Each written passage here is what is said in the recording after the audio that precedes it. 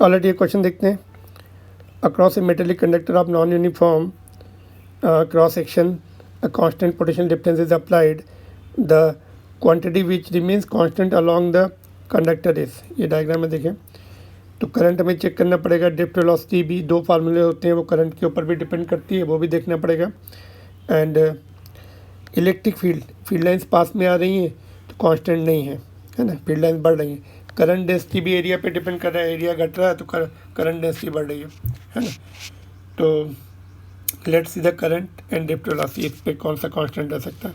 तो देखिए ये एक कंडक्टर है सर्टन शेप का, है ना, तो इसका रेजिस्टेंस कांस्टेंट होगा अक्रॉस टू फेसेस, कुछ ना कुछ वैल्यू आएगी, है ना। वोल्टेज भी कांस्टेंट है, I = V/R, है ना। तो V भी कांस्टेंट, R भी कांस्टेंट, तो करंट तो कांस्टेंट आ गया। ऑप्शन नंबर 1 तो हो गया।